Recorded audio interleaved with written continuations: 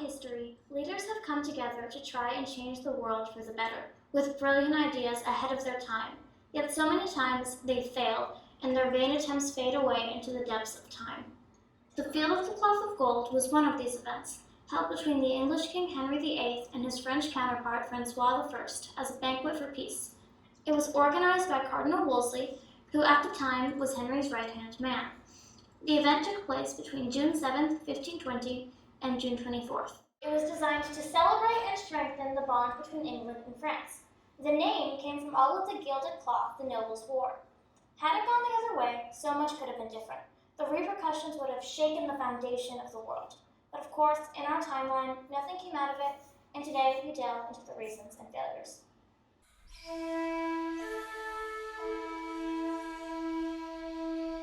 Cardinal Wolsey was a man who wanted world peace. Pope Leo X wanted a truce and peace between all the nations of Europe, sort of like a medieval UN. In Cardinal Wolsey's mind, something more similar to NATO came up, to oppose the spread of the Ottoman Empire. But whether it was a medieval UN or NATO, he was determined to achieve it. In 1518, he designed the Treaty of Universal Peace, which made this dream a reality. Next, he turned to England's historic enemy, France, to organize peace. King Henry VIII and King Francois I were at the height of their power. Despite being quite young, both had seen success in the battlefield, and both had made their mark on the world, Henry being slightly older. Both were extremely ambitious and wished for greater achievements. In medieval times, the best way to make your name was to go to war, so the two were constantly at war. Henry had previously invaded France twice before, in 1512 and 1513. He wished to be the King of France like his ancestor. Francois, on the other hand, wished to be the Duke of Milan. He succeeded in this in the Battle of Marignano in 1515. Both were true Renaissance men. Henry was a patron of the arts, and Francois helped to develop French as a language. Both begrudgingly admired each other. So, at the request of Pope Leo X, they agreed to meet in person. To seal the alliance, Henry betrothed Princess Mary to Francois' son. A neutral location between English territory and a French town was selected for the summit. In preparation for the event, the French organized a simply massive number of workers, and a temporary palace was erected.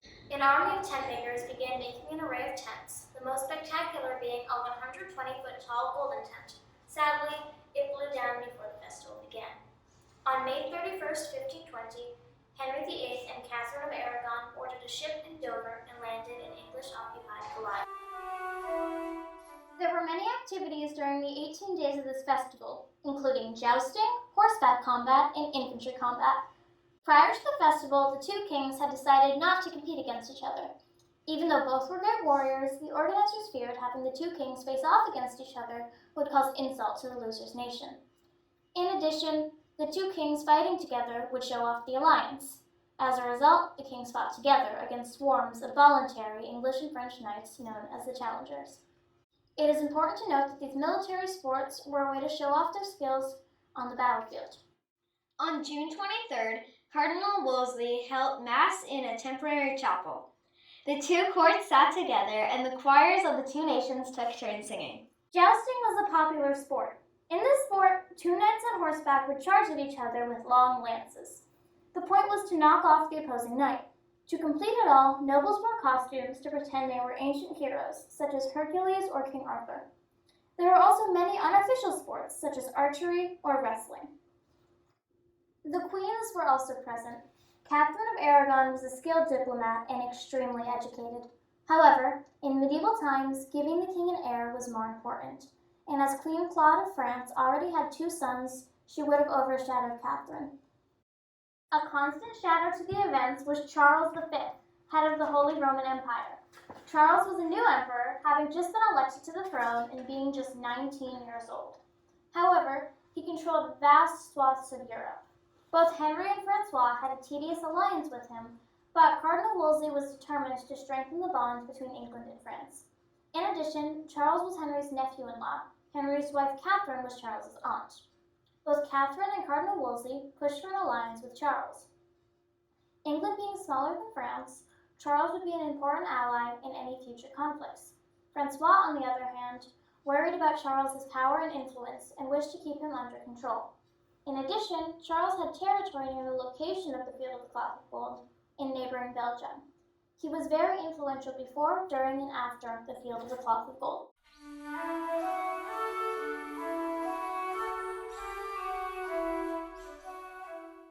As one story goes, despite the agreement not to fight each other, in an attempt to outdo Francois, Henry challenged him to a wrestling match, even though Francois was from a region famous for its wrestlers. To win, one king would throw the other to the ground. Francois won the match, much to the dismay of King Henry. Humiliated, he then shut off his archery and challenged Francois to do the same, even though the French king couldn't even draw his longbow. If this had truly happened, the political consequences would have been incalculable. Both kings would have had a grudge against each other, which would have hindered diplomatic progress. Much fine food was also served. Records show that the English brought 266,000 liters of alcohol. Some of this would have gone into the wine fountain outside the temporary palace. Food supplies included 98,000 eggs, 2,000 sheep, 13 swans, and 3 porpoises. Both sides brought talented chefs to cook the most magnificent meals.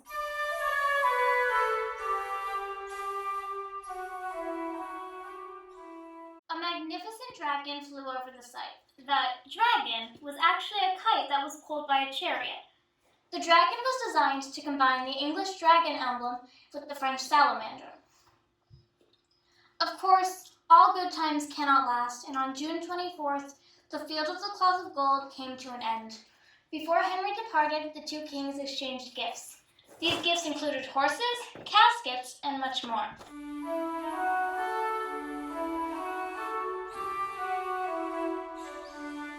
However, even after this huge party lasting weeks, the aftermath was not as successful as intended. The end goal was to eventually make peace, and at least less violence between the two nations. However, this was not to be. The Field of the Cloth of Gold was a major diplomatic failure due to political and social factors, such as the French attack on the Holy Roman Empire and the general distrust between the two countries. It cost both countries dearly in terms of economics. However, if it had gone correctly, many things would have gone differently. Socially, the traditional distrust between Frenchmen and Englishmen was too strong for a single banquet to overcome. The two nations had been attempting to cut each other to pieces for centuries now, and Henry dreamed of conquest and glory in France. He admired the English victory at Agincourt and wished to find glory on the battlefield. Politically, Henry VIII wished rather for an alliance with the Holy Roman Empire, the real power of the time.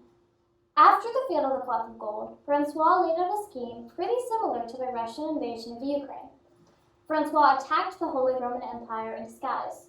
When Charles attacked in return, Francois requested universal peace aid, saying that Charles was attacking without provocation.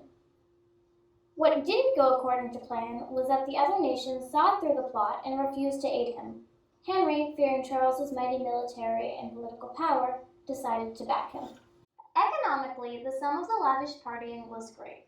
In modern terms, it cost nearly $19 million. It cost Henry 40,000 pounds at the time, which was the same as ruining his entire court for a year. Both sides brought 5,000 people and had to feed them all. When Cardinal Wolsey fell from power in the late 1520s, one of the main reasons was the lavish spending required. It is interesting to note that both sides spent approximately the same amount, the difference being that France was bigger and had more resources. The vast money was spent to show off the power and resources of each country. However, it is important to note that despite the hefty price tag, it was still far cheaper than going to war. If the treaty had lasted, many things could have gone differently. The English split of the church, for example. If the summit had gone correctly, it could have been prevented. So much bloodshed, so much conflict, so much religious persecution could have been avoided if Francois had decided to take Henry's side.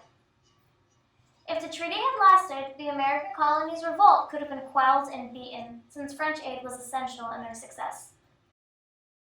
The alliance could have lasted for centuries into modern days, or it could have broken apart within decades.